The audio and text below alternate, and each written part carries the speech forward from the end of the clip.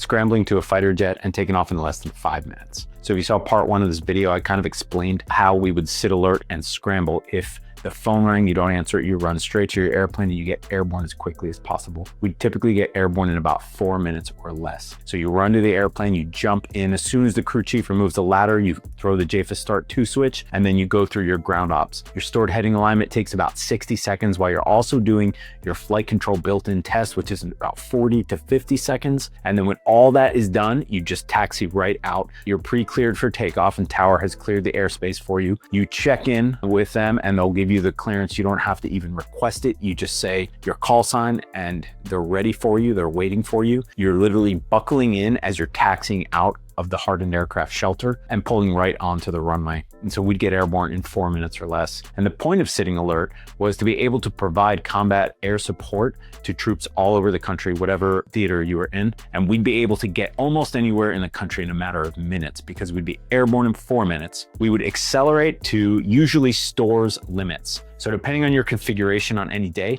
your stores limits could be a little bit different.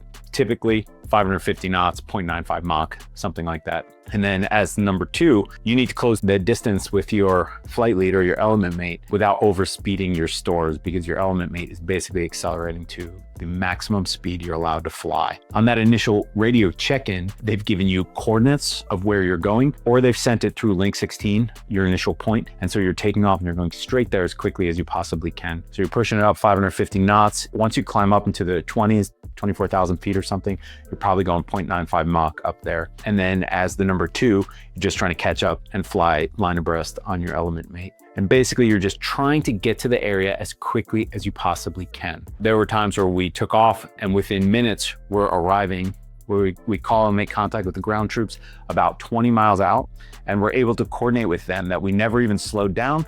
All we did was descend. And so as you descend from 20,000 feet, you have to actually start slowing down a little because you don't want to overspeed the stores on your airplane, your weapons, your fuel tank. And then we descended all the way down to a few hundred feet above the ground and just came screaming overhead to make everybody know that we were there. Incredibly loud and very effective, breaking off whatever contact that the friendly troops had found themselves in. So that's a scramble launch. There was a video in the previous one that I posted of somebody doing a scramble launch that was sent to me. That's how it's done. If you have questions or have other videos you want me to comment on, hit me up in the comments and like and follow for more.